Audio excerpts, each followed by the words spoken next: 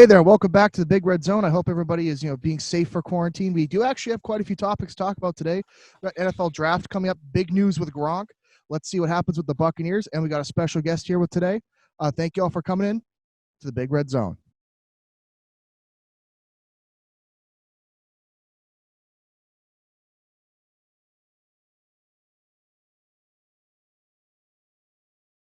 Welcome to the podcast. It's Big Red Zone. As always, I'm your host, Big Red. I am joined by my good friend James. Hello. Producer John is in the building, in his building. Yes, and we have a very special guest, Leverett. Leverett, are you there? Yes. What's up, guys? Hi. Leverett is a analyst for arena football for Nesson. Yeah. And also works with Harvard with their announcing too. So it's great to have you on. How are you doing tonight? I'm doing well. Yeah. Good to talk to you again. Obviously, we had a chance to work together a while back with the Rocks. Yeah. And I see you've been killing it in the podcasting game lately. Appreciate it. And see, you've been killing it on the announcing game too, moving up from – we worked in the Rocks when was that, 2017? So 2017, I was with them for the full season. I've done stuff kind of like part-time for them since then. Yeah. Kind of here and there. But yeah, it's been a lot of fun. Camp Vanelli Stadium's a really fun place. It's just an awesome place to be in the summer, as you guys would know. Yeah, it's some of the best times. I had the pleasure of working there for 10 years. And I worked a little bit last year. I didn't count it. That was like my 11th year involved with them, but I worked there 10 full seasons, and it was like some of the best times of my life. How old were you when you started working with them? I started when I was young. I was like a freshman in high school, and I started there as like a bat boy for the professional teams. And then I was there for a couple years doing that. And then when they switched over to the FCBL, I became the head clubhouse guy and just kind of worked my way up. And then I did a management role my last year, not in the clubhouse, but it was fun. I learned a lot, met a lot of great people. As you know, you meet so many people there. And it was also meet you. I already knew James, but our last guest, Jack, I met through there. Zach has been on, Danny Football's been on a bunch of times. So you meet a lot of great people. For sure. So you want to tell us, we were kind of talking before the show, and you were talking about your job with Nesson and how this virus is kind of affecting that. You want to tell us a little bit about, your work with Nesson, how long you've been there, and kind of how this virus is affecting your job there? Sure. So I have a few different jobs. I'm a sideline reporter for Nesson's arena football broadcasts, and then I'm also the public address voice for Harvard Athletics, and then I do a mixture of play-by-play announcing and hosting for Stadium and ESPN Plus. So I kind of work all over the place, but my upcoming broadcast season is this summer, like you mentioned, the arena football season for the Massachusetts Pirates, and it's been unclear if this season will happen. Because so many different, leagues have been shutting down. The most recent one to shut down was the Women's Professional Lacrosse League. They were supposed to start in mid-June. They recently canceled their season. But arena football, I guess they announced today that they're going to have a season, but they're going to start the season without fans in the arena. So, and I don't know how long that'll last, but that'll be a pretty different dynamic. Yeah, definitely. I know that I saw – there was some clip I saw, and it was baseball in Japan. They had a baseball league going on in Japan with no fans. I don't know if this was recent or couldn't be recent, but it had to be maybe right when the virus started. And there was this big brawl, and it was electric with no fans. So it definitely seemed weird. And we've seen it with WrestleMania with no fans, which was definitely strange. Producer John's a big WrestleMania guy, and it was definitely we all agreed it was strange to see that. It's weird, but it has happened before, like you said. For example, when I was in college, the Baltimore riots were going on, and I was in college in the Boston area, but my family lives in Baltimore, and I grew up there. And I remember talking with my dad while that was going on, while I was in Boston. And I guess the Baltimore Orioles had a couple games with no fans. When was that? This was what year was this? This is when I was like a junior in college. This must have been like 2015. 2015 ish. I kind of remember something about that. Like I remember them playing with no fans.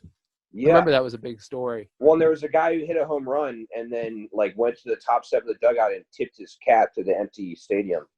But that's definitely interesting, and I feel like that's what's going to have to happen if we want sports. If sports is going to happen, which it is going to come back eventually. I feel like at least for the beginning parts, there will be no fans, and it may be a little strange, but I think it's as long as we get sports back, I feel like fans will appreciate it being on TV. Absolutely, and it gives us something to do besides just watching Netflix. Right, and I think the TV ratings are going to be unbelievable because people are just going to watch any sports game they put. Like if you said I don't care what it was, like basketball somehow, like they had a basketball game, and even though there's no fans, I guarantee everyone's going to watch it that night, even if you're not a basketball fan. Well, and they've talked about that with the NBA also. It's still unclear whether the NBA will even finish their season, but they've talked about like potentially putting all the teams in one city and having them play there without fans. I was talking about this. I've done a few Instagram Live interviews during the quarantine. Now, this Zoom is working pretty well, so maybe you guys have inspired me to start doing my interviews on Zoom and not Instagram Live. Instagram Live can be kind of shaky at times, but I was interviewing an LA Lakers assistant coach, Max Hooper. Really? And he was telling me about like from his, being an assistant coach on an NBA team, he hears the gossip and nothing official has happened yet, but there's been talk about like having all the NBA teams play in one city and like stay in like one hotel and constantly get tested. Yeah. Just all be in one area. So they're not out mingling. Yeah. I've heard that with baseball. They want to do the Arizona thing where everyone plays in Arizona or another state and they have all their short season there, at least till this dies down, which is interesting. Definitely. Smart move. Yeah. Yeah. So we'll see. I've heard some of the MLB players haven't been excited about the prospect of playing in Arizona because a lot of them don't want to be away from their families. Right. But it's called Zoom. They can download Zoom. I mean, for me, I work currently with a minor league team, so it would definitely hurt if they moved for job wise.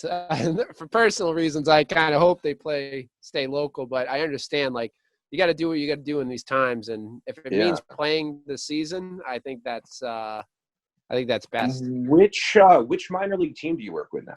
I work with Pawtucket. The Paw Sox. Okay. Yeah, I work in their clubhouse. And soon to be the Worcester Sox. Yeah, the Woo Sox. I live in Worcester. There's been a lot of talk about how the team is going to be moving here. Yeah.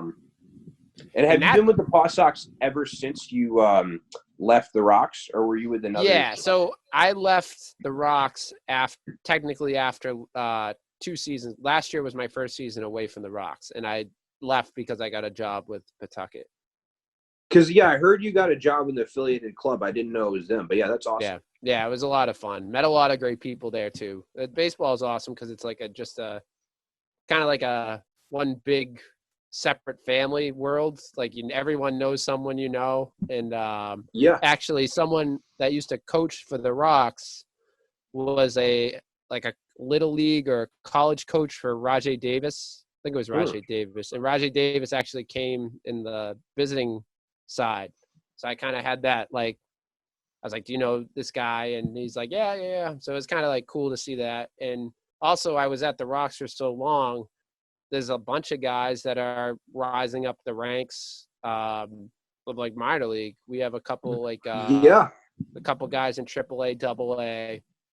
So no question. Yeah. Well, I don't know.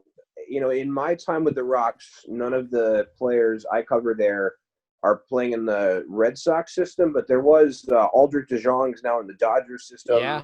Nick Garland's in the Twins system. Mm-hmm. A couple other people as well. Were you there with Shorty, Zach Short?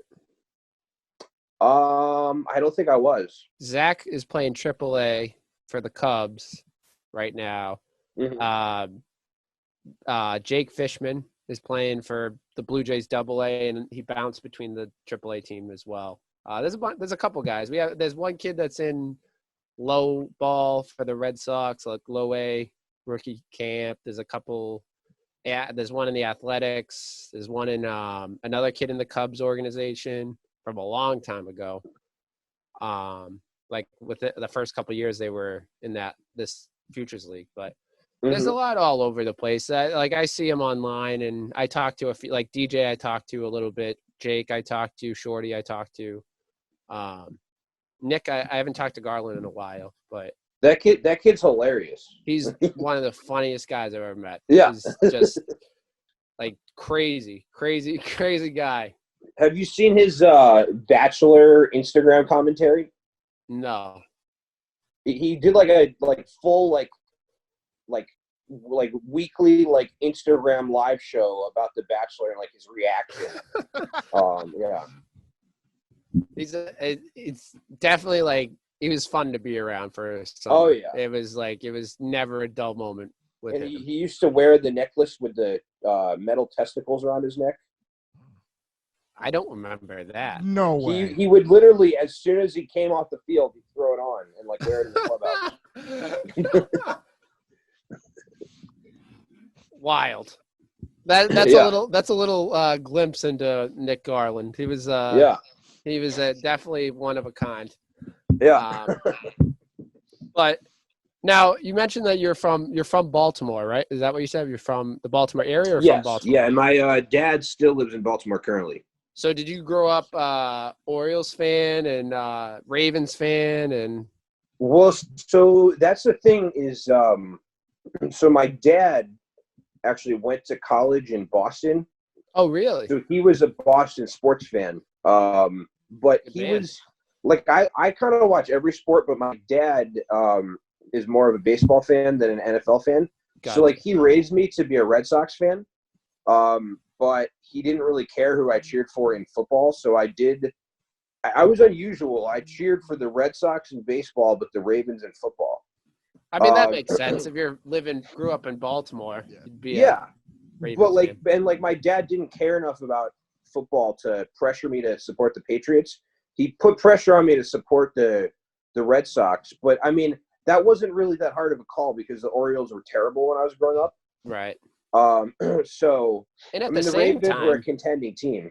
And at the same time, your dad probably grew up when he went to school in Boston. The Patriots weren't that probably good at that time, right? I can't imagine they were a good football. People wouldn't normally be like, "Oh, I'm a diehard Patriots fan." If you were not from they weren't that good for a while. You're right. I mean, Robert Kraft, before he owned the team, he used to go and sit in the bleachers as a fan when they were terrible. Right. Yeah. So that I understand. Celtics fan? Are you a Celtics guy or don't really care? Not a basketball guy? I mean, the sports I watch the most, probably the NFL and Major League Baseball. I follow, the Celtics and the Bruins. I'd say I'm a casual fan for them. I did get to cover the Bruins a little bit when I interned in college at NBC Sports Boston. Oh, really? They let me fill in a couple times for their reporters. I got to do some locker room interviews. But it's funny because, I didn't grow up around here. So, I've gone to a Bruins game with, a locker room pass, but I've never actually gone as a fan. Wow. Yeah. That's really cool. So you got to go and do you remember some of the guys you interviewed? Or yeah. Well, are you familiar with Joe Haggerty, the Bruins insider for NBC Sports Boston? I think, that sounds familiar. Yeah, so his wife, the night that I went in the Bruins locker room, his wife was giving birth. Okay. So he left the game early, and they sent me into the locker room to interview the players as this, intern. And, at the time, I was living in a college dorm and didn't even own a car. I took the red line home right after. And it was just, it was just this like why it was wild for me. It was a much crazier experience for me than for like some veteran reporter. Yeah. But I actually interviewed. He's not even with the team anymore. Jimmy Hayes. Jimmy Hayes. Yeah. But Joe Haggerty had texted me the questions to ask him, and Joe Haggerty asked like really hard hitting questions. So Jimmy Hayes had been like benched for 4 games, and his first game back was that game, and he got in a fight. Oh yeah. And so Joe Haggerty texted me what to ask him. So I was like, Jimmy, did you get in a fight because you're mad you haven't been getting as much ice time lately? and like if Joe Haggerty had asked that, they'd be like, okay, typical Joe Haggerty. But like they're like, who is this like 20-year-old kid acting like he owns the place? Like I thought Jimmy Hayes was gonna fight me. And I asked David Krejci, is this I was like, the team's on a losing streak. Is tonight's loss though more frustrating than the previous 7 losses because you were actually winning at one point? Like all these things were texted me by Joe Haggerty, and the players were like, who is this 20-year-old kid who doesn't own a fucking car, like just talking down to us? I'm sure they didn't like that. Yeah, and then I took the subway home after that and went to math class at 8 a.m. the next day. It's kind of like, like in the Superman movie when like he takes his costume off and he's just this like dorky average guy. That's how I felt. I was like on top of the world, like sticking it to Bruins players, and then, took the subway home, went to math class at 8 a.m. That's unreal. Yeah. That's pretty cool. That's awesome that you like. That seems like a really cool experience. Did you get to work with the Celtics at all too? Like, did you I went to one Brad Stevens press conference. Okay. I haven't done as much stuff with the Celtics. Gotcha. It's been mostly it's funny because like I'm a big baseball fan, but as far as like pro teams that I've had credentials to cover, it's been mostly the Patriots and the stuff with the Bruins that I was mentioning. Gotcha. Well, that's really cool, and I'm sure there's more things to come. I know the arena Nesson. It's kind of tough to get out there for sideline reporting right now. Yeah, sports. I don't know what's going to happen. Because I mean they announced that they're going to play, but that they won't have fans there. So like the players will be allowed in the field, but like, what if you're like a sideline reporter like me, or like a photographer, or I mean, they have to have the athletic trainers out there because, right. Football has a lot of injuries. But, yeah, I don't know. We'll see. Right. So that's unclear at this point. Right on. But I think that seems like a perfect segue about talking about football. We had breaking news within the last hour. Yes. Rob Gronkowski requesting a trade, and this is something we talked about last week. I don't know if you saw the last week's episode, watched or listened to the last week's episode, but we predicted he was we thought that would be a good trade. It didn't work out the way we did, but Gronk got traded to Tampa to join his former teammate, Tom Brady, and he got traded with a 7th-round pick for a 4th-round pick. Just initial reactions. Anyone initial reactions to the news breaking? Don't all go at once now. Yeah, I know. I mean, yeah. I have my opinion. I wanted to give everyone else time to talk. Like, yeah. Say that again. Sorry, you cut out. Can you hear me? Yeah. Yes. Yeah, no. So I had a couple thoughts for that. I mean, I think Brady probably pushed this. Probably. Like, I don't think Gronk just woke up one day and said, I want to play again. Like, I think he was fully committed to being retired and, pursuing the WWE and everything else he was doing. I think Brady made one of those, sales pitches to him and said, like, I need you, man. And, like, look, it's way more fun playing without Belichick. Right. I don't think if Brady had re-signed with the Patriots, he would have been able to talk Gronkowski out of retirement. But the same reason that Gronkowski retired is, I think, the reason that Brady left is they're just sick and tired of Belichick's crap. And while he's an amazing coach, arguably the best ever, he's a miserable asshole, and being around him every day is not fun. Yeah. I honestly thought it was a great move for both parties. I think I know a lot of people on Twitter are complaining, and a lot of people are, fans and saying, why are we getting rid of Gronk? Why did we get so little for Gronk? But he's not Gronk of 2000, 13, or you know what I mean, of like catching a bunch of touchdowns and 1,000-yard seasons. He's not. He's coming off a year of sitting out. He's injury prone. He's not gonna do anything for us. He's gonna sit on his couch for the next year. We might as well move up over 100 spots in the draft a replacement. I wanted OJ Howard in the trade if we traded Gronk, because I thought that would have been a good trade to get you get a tight end, we get OJ Howard's on his way out of Tampa. We get a tight end that he gets a fresh, you know what I mean? I thought it was good for both sides. But a 4th round pick does that too, and we get a chance. There's a few tight ends in the draft that I like, namely Thaddeus Moss. I hope he's drafted. We're going to talk about the draft in a little bit, but I think it was a great trade. I had no problems with it. Yeah. Well, and the Bucs, though, they need to be smart about how they use Gronkowski, because, like you said, he's always so injury prone. Like every year he had some type of issue, and I think with him, the Patriots kind of relied on him more than most teams would with a tight end, because they maybe didn't have as strong as a receiving core as Tampa Bay does. Right. But Tampa Bay, they can, they have a lot of receivers, wide receivers to throw to.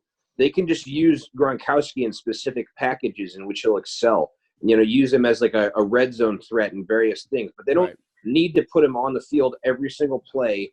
They don't need him to catch 70 passes next season. They don't need to have him in there as a blocker every single play. Remember when Belichick put Gronkowski out in a blowout game to be a blocker on an extra point and he hurt himself?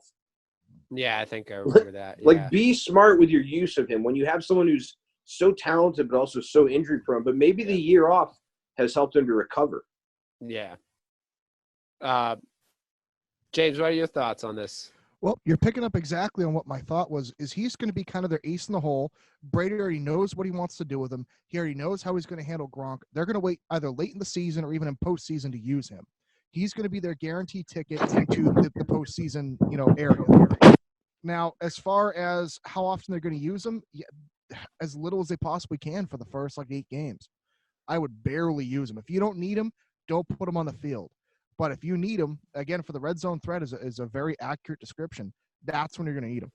That's exactly what I think they're going to use him for, is red zone. I don't think they got Cameron Brate and right now OJ Howard, but I guarantee he'll be traded before, during, or right after the draft.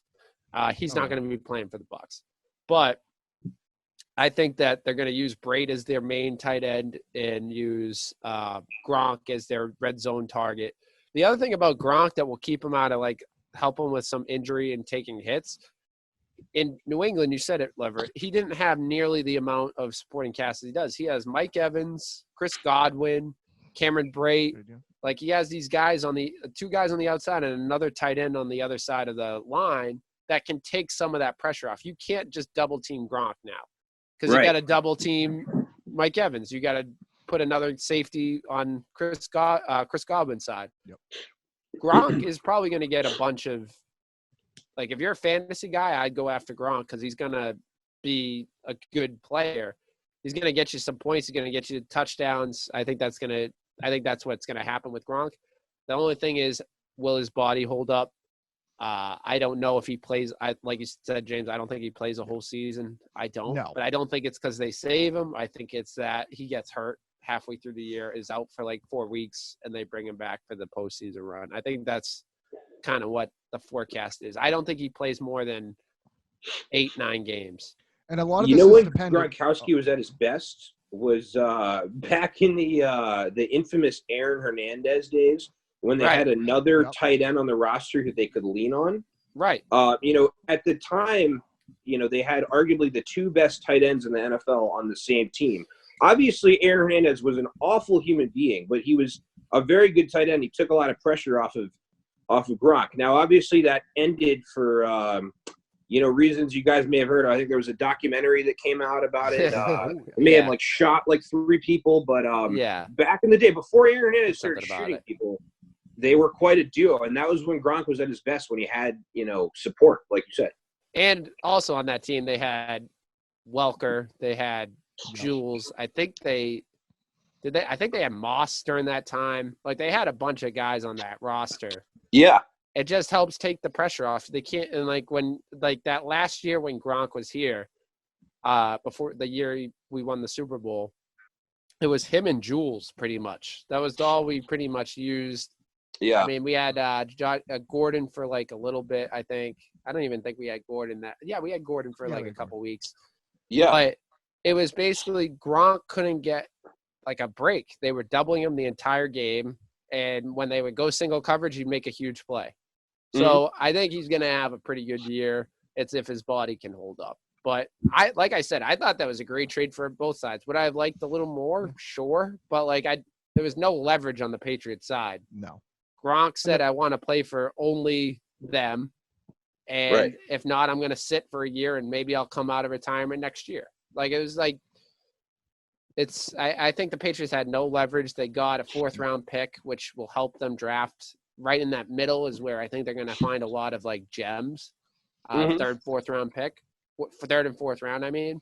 So I'm excited. I'm excited to see who they draft. I think they're going to re-up on the offensive side. They're going to get some defensive players, that pass rushers, and they're going to draft, I hope, 2 tight ends that can come in and maybe be your, like you said, Aaron Hernandez type. Yeah. Like duo. You know, maybe a little bit different from Aaron Hernandez in some ways, but a similar playing style.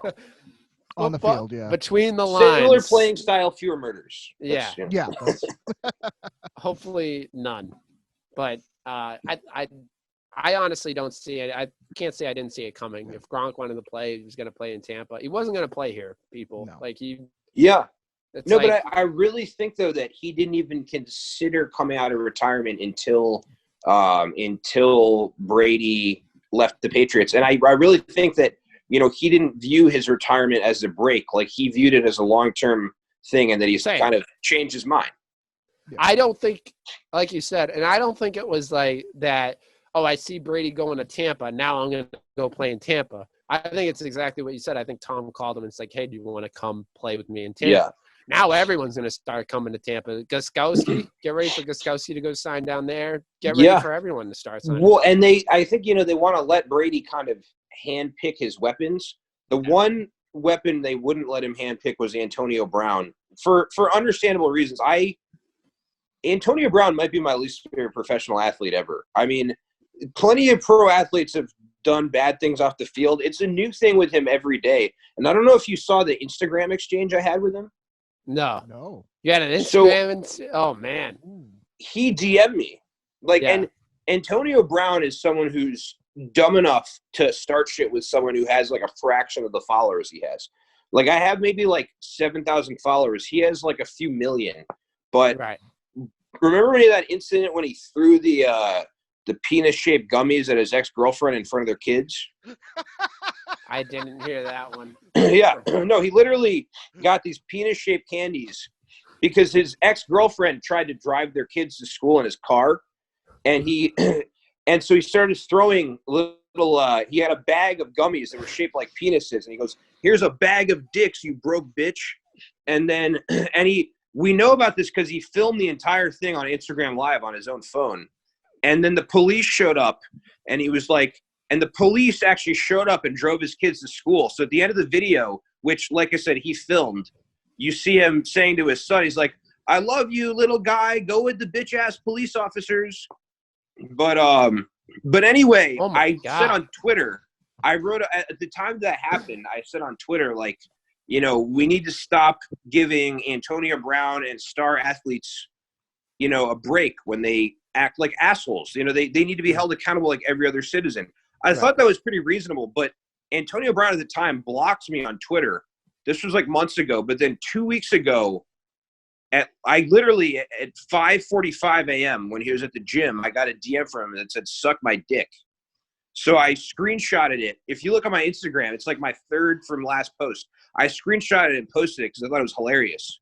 But it's like, that's how much free time this guy has. He's just looking through Twitter and saying like, oh, look at this, bitch-ass arena football sideline reporter with like 1/10 of my followers. Let's go after him. Unreal. That's an unreal story. This is something that we brought up before in the podcast was like, he needs genuine mental help. he needs people to step to him and say, look, you need to figure your stuff out. And the sad part is that it hasn't happened. So if I was any NFL team, I wouldn't want anything to ever do with him in any way imaginable. Maybe he'll come on the podcast. I don't think we can afford that. Well, actually, I'll be honest with you. When he got kicked off of the Patriots last year, the Massachusetts Pirates, the team I sideline report for, offered him a contract, but he did not take it. But with arena football, because arena football is not as well known as the NFL. If he had some public tirade, the publicity would be good for arena football because they need publicity. The NFL has unlimited publicity and actually wants to have a clean image. Any obscure pro football team would love to have him in all of his shenanigans. XFL. If we can get the XFL back, he would be the star of the XFL. Yeah. The problem is then it would be a drama show at this point. It's not a football show. It'd be awesome. Well, he went – actually, the Saints thought about signing him. Yeah. But they told him – they brought him on a visit at their team facility, and they said, please don't bring your reality TV camera crew with you on your tour.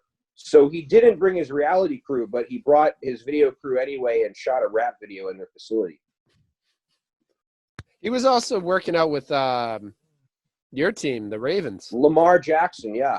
And there was someone else there, too. Who was it? One of their receivers, I think, is his cousin. Oh, okay. So, yeah, I remember that. I saw that a few weeks ago. That was the big news. It's is he going to Baltimore? I mean, they've had some scummy people on that team. I can say this as someone who's from Baltimore. If you look back to the Ray Rice incident, they eventually kicked Ray Rice off the team, but they tried as hard as they could to sweep that incident under the rug and cover his ass. Yeah.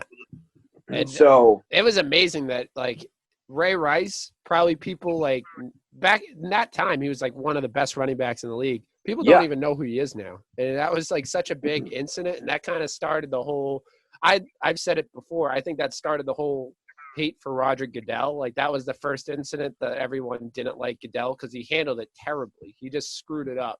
Roger Goodell, all he cares about is making money.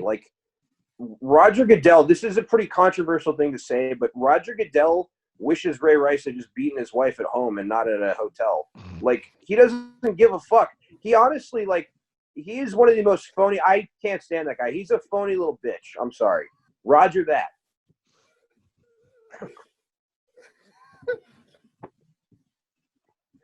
I'm not going to disagree with you on that, though. Yeah, he sucks. I'll be real. Yeah. I mean, sucks. He's now, I don't think he's the worst popularity of a commissioner now. I think, what's his name? Major League Baseball? Rob Manfred's got to take it over that mantle because he's just totally, fumbled everything going on with this controversy. But that's another topic for another day. That's what I think. I'm as you can see, I'm very blunt when I feel as though people need to, be criticized. And, people like Antonio Brown have taken offense to that and come at me. I was pretty critical of the Astros with their whole sign stealing thing and the pathetic press conference that their owner, Jim Crane, had. That was terrible. Eventually, if I continue to sound off, probably Jim Crane will DM me and tell me to suck his dick as well. Maybe you should have a trophy wall of just random athletes and celebrities. Just frame pictures of DMs. Yeah. Just have a bunch of DMs framed on that back wall. Be Next time we talk how many fucking eggplant emojis athletes are sending after I piss them off? The celebrity eggplants. That's no bullshit. Man. I love it. Oh man, that's funny. Yeah. But yeah, I mean, how do we get on this? How do we get on that topic? We were talking about Gronk getting traded. Well, we started talking about Antonio Brown somehow. Yeah. I made things weird because I was talking about Brady hand selecting his weapons. Oh yeah. To let him have whoever he wants besides Antonio Brown, and then I'll be honest. Last year, I thought it was a bad call, and this is just from an organization standpoint. I didn't know most of the stuff. I heard a few of the stories. I was in the opinion that they shouldn't have released Antonio. I thought they should have let him get suspended because it was going to come. Because I think that just screwed up their whole financial system because then they just owed him like in cap space, it would have been so much more money, and then that so screwed you're their saying team if the up. league had suspended him, they wouldn't have had to pay him? Right, because he would have Yeah. he would have voided some part of his contract where he got in trouble with like the law or got in trouble with the league, and then if he got suspended, they could have said, "Oh, this is grounds for releasing you with no compensation and cap space." So you still think they should have gotten rid of him? They should have just gone about it differently. Like I said, I was of the opinion they play him until they can't, and that like because what are you gonna do? Like you owe $17 million in cap space. Not but it's $17 million cap hit. Now you have $5 million to go find a replacement for him. Yeah. So like that was my opinion. Like I think he was I think Well, he like the scumbag and for some of the things he did. Like obviously it was not right, but I think Robert Kraft was trying to save face from all his scandals, and he's like, "This is we gotta do this just to get by this." So I look good in the public eye. I think that was a total fumble by them. I think they should have kept him on the field, and then you knew Goodell was going to suspend him. Like it was they were, but then once they released him, Goodell doesn't have to do nothing because he's a free agent. So now it's just like now our investigation is pending. We're investigating. And that's part of why teams won't sign him is the second they sign him, he gets suspended. Right. So yeah, I mean that's an interesting take though, because there were some people who said that they should have just kept him altogether. Other people said they should have gotten rid of him immediately. But that's interesting that you said they should have gotten rid of him, but held on to him for longer. I mean, I guess the big thing was I think initially their plan was to do what you suggested. Right. They didn't care about the accusations that he'd had about his behavior before he joined the team. I guess what pushed them over the edge was the text that he sent to the woman. Right. That whole scandal like screwed it up. But like I said, like if they did that, like once something happened where like the league said you're going on the commissioner's list, you're going on that, they can immediately say this is violating your contract. We don't have to pay you. He may be on the roster, but at least he's like not being paid, and you don't have to worry about that cap hit from Antonio Brown because now you're paying a cap hit next year on Antonio Brown. Yeah, like that's part of like the $26 million that we have to pay in dead cap money. I mean, I think if Antonio Brown hadn't sent that text, because he would have been here all year. And I think and maybe the league would have eventually suspended him, but the Patriots apparently also though, you mentioned that like Robert Kraft had his own scandals. Apparently, when the Patriots made that move, like Kraft basically told Belichick, like, "I'm your boss. I want Brown off the team. He's off the team." Belichick and Brady still wanted him. Right. That's my point. I think that Belichick was smart and was like, dude, if he does, until he gets like suspended or gets kicked out like on the commissioner's list, why are we going to get rid of him? Well, if you just look at his body of work on the football field, he's one of the best wide receivers in the last 10 years, maybe ever. Yeah. And it's like, why are we going to get rid of this? We already got crap for signing him. He already had baggage coming here. You already took a lot of heat for signing him. Yeah. We already have it. Let's wear it for now. And then if something new comes out where like people take action in the league or like law enforcement, then we say, all right, that violates his contract. Let's get rid of him and we don't have to pay the $17 million we owe him. Well, the funny thing is the one game he played for the Patriots, he could have easily been released by the Patriots before even suiting up for them, because the reason that he played that one game for the Patriots was that one of the women who was accusing of sexual misconduct was actually getting married the weekend that the Patriots played against the Dolphins. So she postponed her hearing with the NFL that was supposed to take place that weekend. Huh. Had she met with the NFL before the Dolphins game and, presented solid evidence, they may have suspended him before he ever wore a Patriots uniform. Right. I don't know. I think definitely we're definitely like interesting. I don't think that it was smart to get rid of him, but it is what it is, and now we're on to the next chapter in the Patriots' life. Yeah. With that said, we definitely want to talk about the big event coming up this week. Is it in 2 days? The NFL draft. Yes. Now, I have something to talk about with that I saw on another sportscaster talking about it. Yep. Which, remember how I said a couple of podcasts ago I was worried about this being online because of internet issues and other problems? Yeah. Well, lo and behold, apparently there might be an issue already. They're trying to test out the system. Now, mind you, you have obviously 32 different teams trying to connect in, plus supporting staff, plus other people trying to connect into a server, and to try and watch us and do this live and talk to each other, communicate with each other effectively while having everybody on the same line. Mm-hmm. I don't know if you guys see where the problem may be arising, but apparently I've heard rumors that they're already having internet issues with everybody having either slow connections or connections that are simply not able to handle the amount of traffic going in through. So, and this was reported on with Pat McAfee and a few other ones that have mentioned it.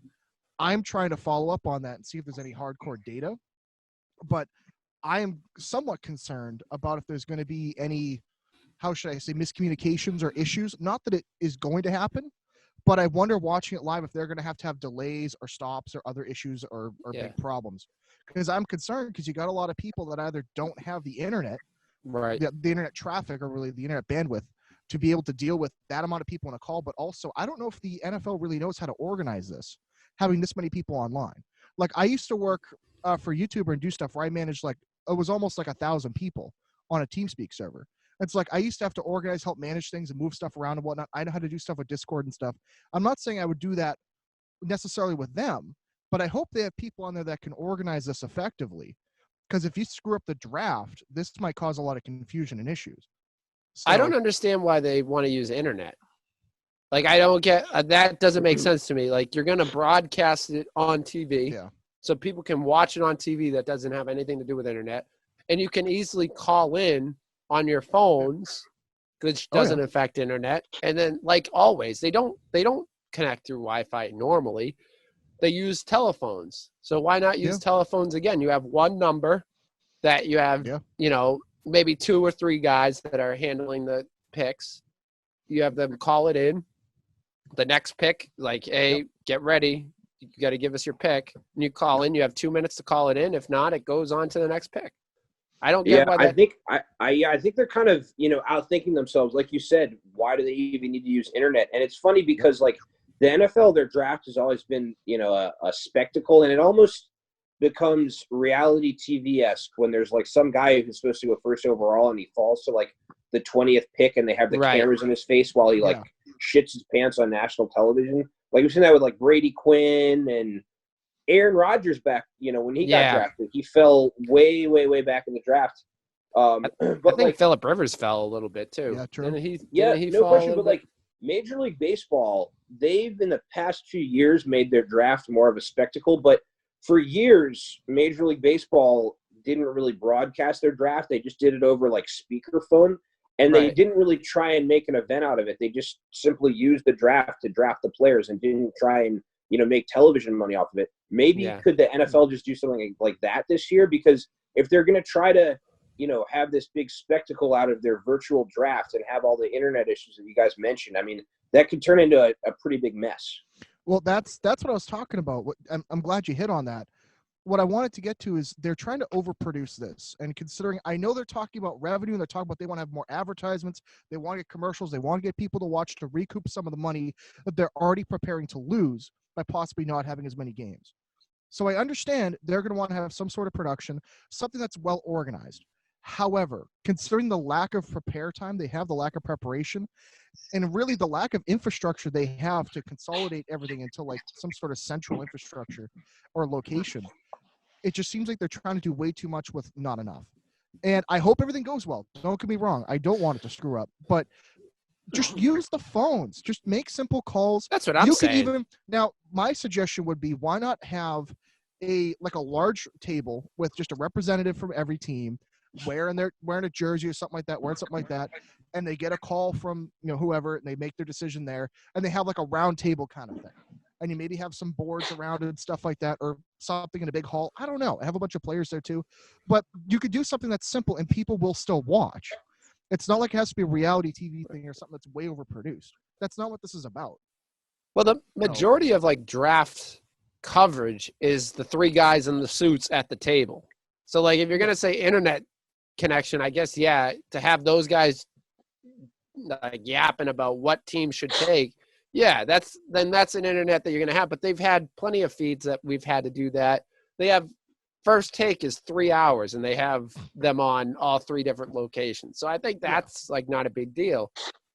For the picks itself, you have someone call a representative who is near or has close contact with Roger Goodell, or maybe some internet there, and you call in the pick and say, hey, the Patriots are selecting this person. Okay, cool. Roger Goodell gets on the call and says, with the, it's not that hard. I don't see why this is becoming a big production. No. It's not that hard to me. I am excited it's going to be on TV. I don't want this to disappear on TV. You know who I think is going to have a particularly hard time with all this is Bill Belichick, because, like I mentioned earlier, how he's a great coach with bad people skills. He also is one of the least tech-savvy people of all time. And he refers to social media as snap face.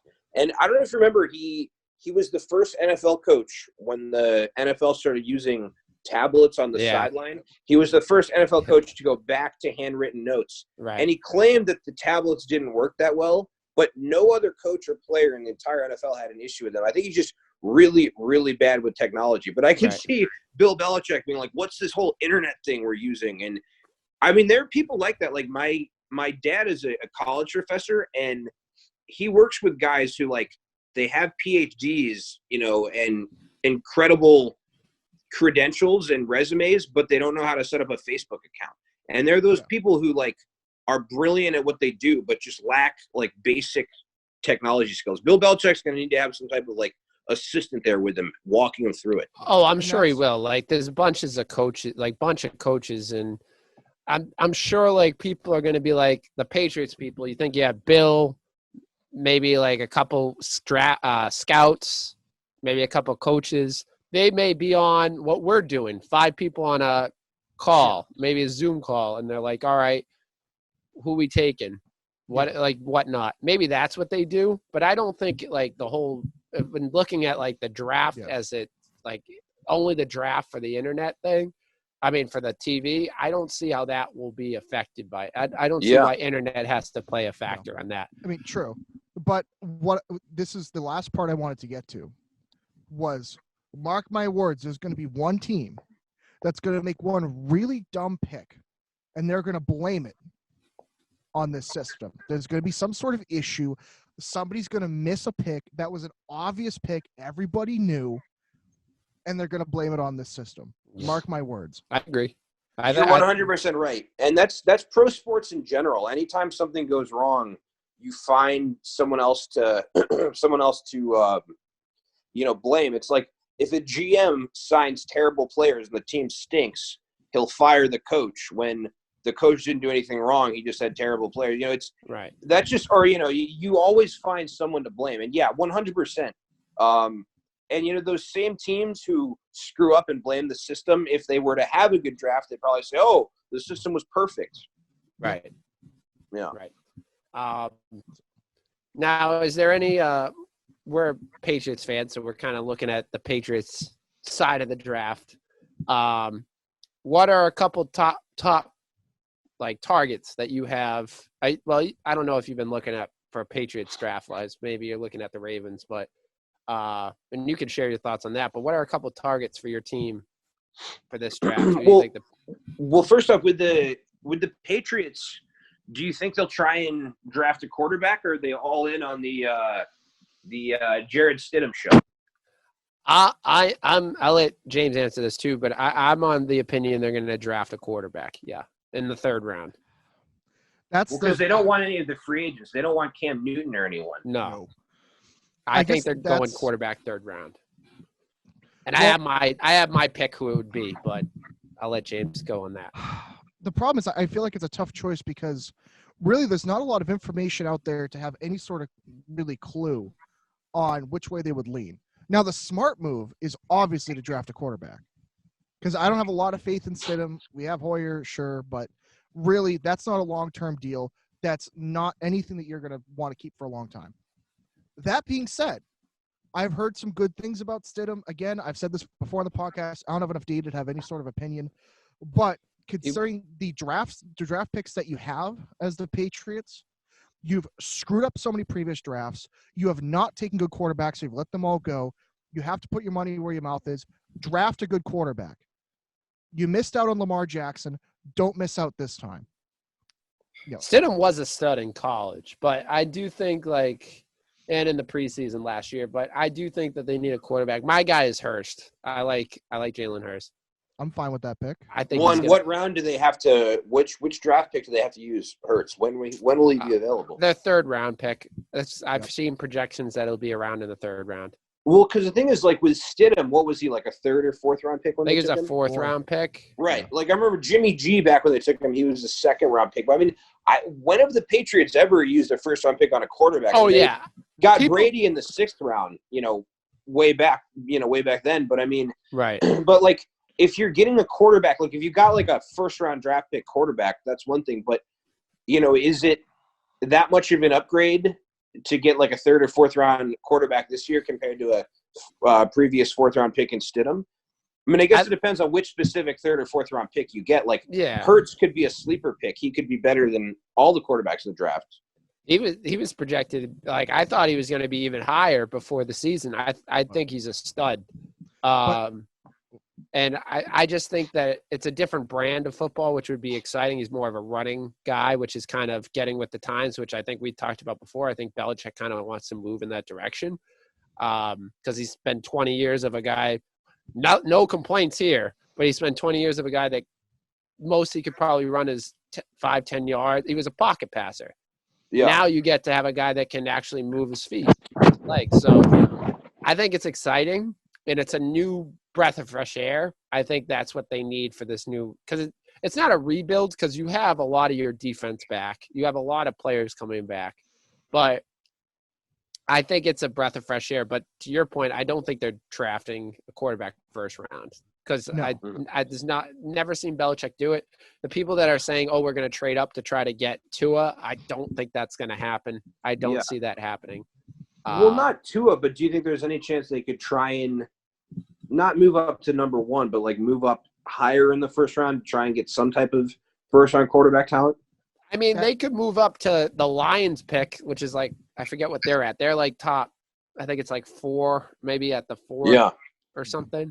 And that's where they could get Tua, but I don't think, or the, what's his name? Herbert. I just don't think they're, I can't see Bill doing it. He's going to draft a pass rusher, I think, with the first round pick they have. And then, because we lost 2, which that would make sense. I would be okay with that. And then you can go draft your, I hope Hurst. And then I mentioned Thaddeus Moss. That would be an unbelievable use. And it would be even, I think you can't wait till the 4th round, but I think they get him they have 3 third-round picks. So I think you draft Moss and Hurst, and then you get maybe another wide receiver. And that kind of propels your offense to the next. Or there's a couple other tight ends that aren't bad in the draft too. But I think that's what they do. I think they're going to live in that 3rd, 4th round, like I said, and they're going to start rebuilding their team in those 2 rounds. I mean, the one other scenario some people have talked about is if they don't draft or sign a new quarterback and just roll. I've even heard people talk about Stidham. I've heard the rumor, this is very out there, but they might just roll with Brian Hoyer this season at quarterback and intentionally tank so that they'll have a higher draft pick to get Trevor Lawrence when he's available. I've heard that too. As much as I like that, I don't think that's the Patriot way to intentionally tank. They always seem to want to play. I agree. The thing is, I agree with intentionally tanking because you're playing the system at that point, saying, look, we want a good draft pick coming up. We'll tank it. Screw it, we'll go for it, and then we'll be in a good place to do a rebuild. But that's not the Patriot way, though. So I don't think Belichick would do that. I'm also in the opinion next year there's so many options at quarterback, too, that you can have. If you draft a quarterback this year, you have Hurst. You also have Stidham as an option.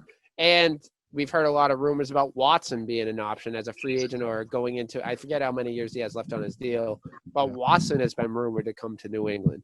So, I don't know if they want to say, hey, let's tank to try to get Trevor Lawrence when they can either A, trade up, or B, I don't think taking the best quarterback in the draft is not like a first round quarterback is not a Bill Belichick thing. I don't think that I think he would get the first pick and draft like a pass rusher from a Ivy League school with the first pick like that, or trade down and go get a bunch of third and second round picks. He's traded down so many times. So I don't think the Trevor Lawrence thing is going to happen. I think that they're going to roll with Stidham or draft hopefully a quarterback and go with that. Well, and what would you guys say your confidence level is in Stidham? I said he gets us to at least 500, maybe a game below. I think he's 500 material. And if not, I said like the ceiling is 10 wins for the Patriots. A lot of it depends on the draft. I'll be honest with you. Because if we don't, we have to draft more offensive weapons. If we don't, it almost doesn't matter what quarterback you put in there besides Lamar Jackson or like Russell Wilson. You're not going to make it very far. But if we get enough weapons and surround him with enough options, it's possible he could get us over the 500 bump. But I don't know. I genuinely don't know. It all depends on what is their priority. Do they build around Stidham, or do they say, you know what, you're a good backup quarterback? That's the main decision that the Patriots have to decide on. But I don't know how confident I am in him, to be honest with you. I mean, and do you think there's any chance that they bring in another quarterback who's already played in the NFL? I mean, they've already talked about how they don't want Newton, they don't want Dalton, in a trade. What about Dalton would be stupid. What about Jacoby Brissett? He knows the system, and he just lost his starting job with the Colts. I hate to say it. I don't know if he's that much better than even Hoyer or Stidham. Like, I don't know if he's worth – is the juice worth the squeeze there? And I don't think it really is. And that also is to my point. You're already paying – 20-something million in dead cap money for guys that aren't going to be here. Like, I don't want to lock into any big contracts for next year by trade. Like, it makes no sense for me. I'd rather have Stidham on my team that I have, Hoyer, okay, and drafting a young quarterback with a low salary. I don't think it makes sense to bring in like a Cam Newton who's going to be, decent contract. I forget what Dalton's is, but it's 17 or something $1 million cap hit you're going to take getting him. Jameis Winston requires good money, so I don't think it's smart to bring in a veteran quarterback. You got your veteran and Brian Hoyer to kind of give that kind of guidance of how this is how a team runs. He's seen enough teams to know like how the system works.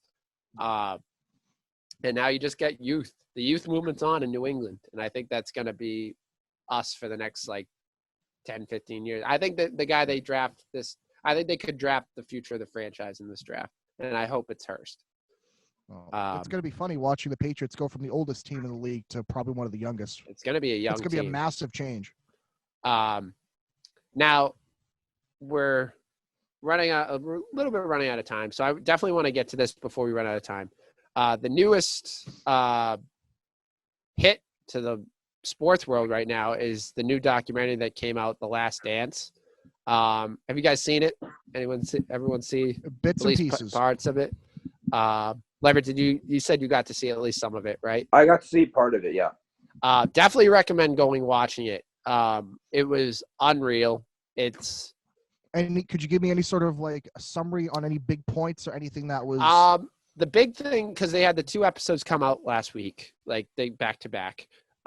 Michael Jordan was a freak, and if you like, he was just like a freak basketball player. Is unbelievable mentality, game, all that. A lot of the criticism that's coming out from that, like of people, is their GM at the time, and he basically what it was. He put the team together, and he did put together a crazy team, but like my opinion on it is he's good at putting a team together, but he's bad at like keeping it together because a lot of guys built up resentment. He would underpay he underpaid Scotty a lot and signed him to a big deal. He was openly trying to trade. He famously said everyone's available to be traded. Obviously not Michael, but maybe Michael. But he's openly shopped Scottie Pippen. He told Phil flat out, "This is your last year," after being like winning 6 championships for your franchise. Yeah. Or 5, excuse me. just winning the championship. They just had won, and he wanted to rebuild.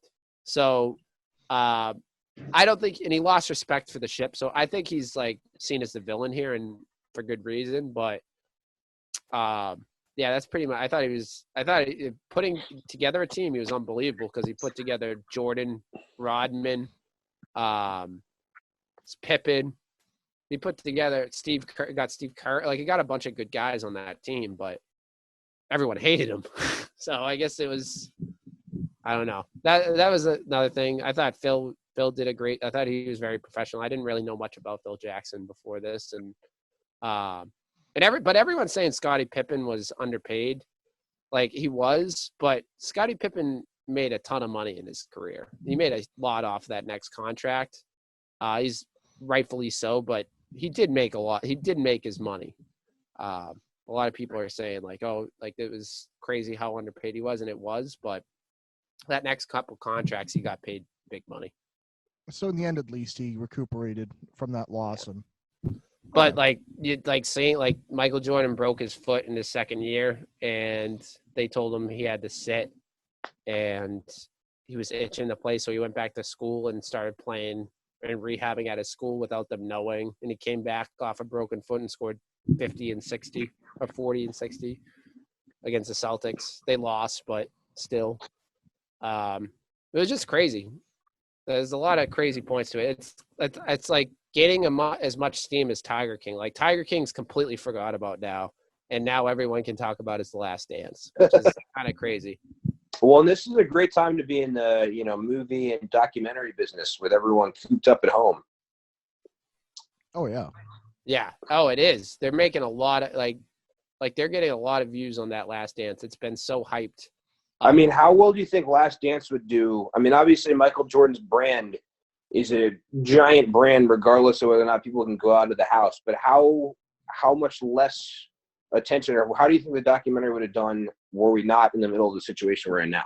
I mean, it's going to get views regardless, but I think it would have been just the same, to be honest with you, because just because of the Jordan hype, and it started being promoted before this all, like, the big, like, everything got shut down and everyone was pumped about it. This is kind of like how we were talking about in, like, I don't know if we said it on the pod or it was before we started, but in like 10, 15 years, when the Patriots have this big documentary with Belichick, Brady, and Gronk, like what actually happened in the last couple of years of the Patriots, like the fall. I don't think it's going to be the fall, but the end of the dynasty or something like that. I think that's going to be the same kind of thing. Everyone's going to want to know, how did Gronk come back? Why did Brady leave? Like, what happened that last couple of years? So I think it's the same thing. And you just with stuff like this, and with pro sports, you want to know the conversations that are had behind closed doors, because so many conversations are had behind closed doors that the general public has no idea about. So, years later, when things come to the surface in documentaries, people are fascinated by it. Right. And especially like big time, like this is arguably the best franchise in football, it's one of the best runs in sports, but it's definitely one of the best it's definitely the best run in football. So people want to know, like the Bulls, how that ended. Why did Scottie leave? Or, well, everyone knows why, but like the younger generation, how did Scottie Pippen end up on a different team? How did Jordan end up playing for a different team? How did Phil end up leaving? You know what I mean? Like, it's all that stuff combined. Like, it's going to be interesting to see in, 10, 20, 30 years, whenever it comes out, how this all went down. I think it'll also be interesting to see, though, when we talk about, Michael Jordan's legacy, what type of legacy does LeBron have? Will they make a similar documentary about him down the road when he's retired? I mean, he still has basketball to be played. His legacy isn't set yet, but we'll have to see on that. If it's profitable, they'll probably do it. If they make enough money off this stuff, they're going to keep doing every A-list athlete they can. Yeah, they're going to make a documentary about Antonio Brown someday called Bag of Dicks.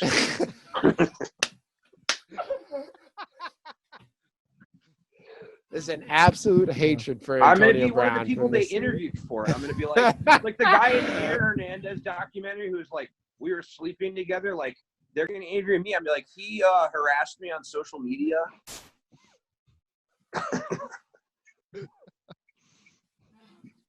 Another one to add to the collection. Another one. Yeah. You know? I'm telling you, you need to frame these DMs from different people. I and posted hang it. them I on your wall. screenshotted it and posted it. It was my third most Instagram third most liked. But you got to Instagram post frame in it my and put it life. on your wall behind you. Yeah. Just have it like pictures of those. Good idea. But I no, think the that's what- only Instagram post I've ever had that got more likes than the Antonio Brown screenshot was a selfie that I took with Bill Belichick, and then also a picture of me on the field at Gillette reporting on camera. Those are the only two posts, and this wasn't even Instagram ever. Wow. It's a lot. But yeah, if you haven't seen Last Dance, definitely go watch it. And it's definitely, I'm excited for next week for the next 2 episodes. They're going to get into more about Scotty and the fallout from that. Because he basically, it ended like, I don't want to spoil too much from it, but it's all documented. So I guess it's not spoiling anything.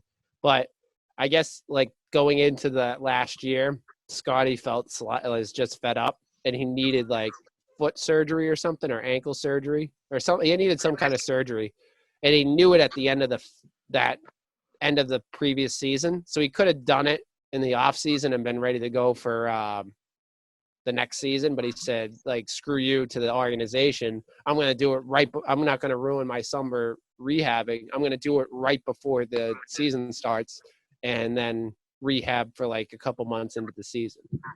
So that was kind of like, I never knew that. So that was interesting to hear that, and how Michael reacted to it, how Phil reacted to it. And Phil was like a perfect players coach, because he's like, I understand why he was doing it. It did hurt us, but like, I understand what he was doing. So I thought I liked Phil a little bit more after watching that documentary, the first 2 episodes anyway. But on the basketball topic, I don't know if Leverett has seen, I don't know if you've seen it, but since last week, we've had a big debate in the world of basketball. Who is better? I'll ask you, who would you rank?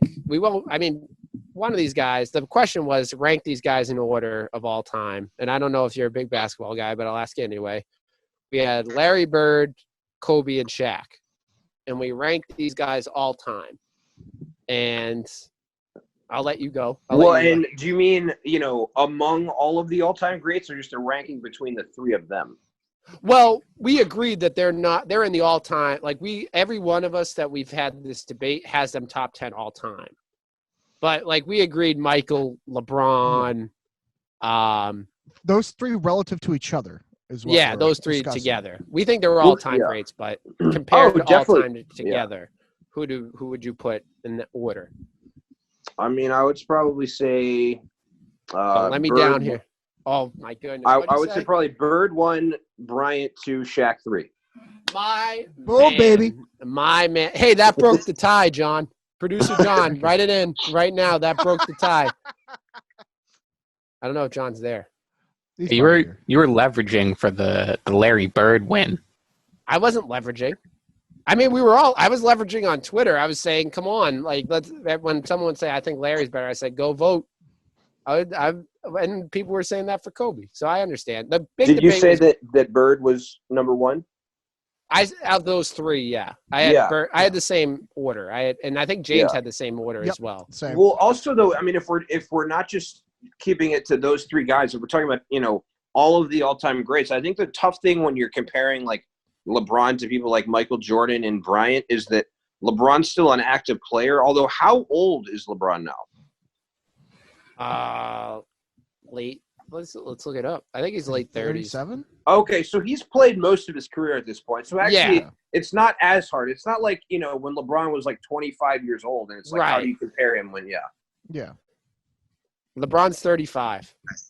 Awesome. Okay. So he's played majority of his career. He's probably got, at max, I can see him playing at 40. You know what I mean? I can see him playing at 4 years old. He's in good shape. LeBron almost like reminds me of like Albert Pujols, because Albert Pujols, like, most of his career is behind him, and he's still an active player, but it's like his like stat line is that of like a retired player, if that makes any sense. Like, you could already kind of talk about Albert Pujols' legacy now, Yeah. Do you And mean he's he- not producing well, or do you say like he still produces? No, I just mean that like Albert Pujols.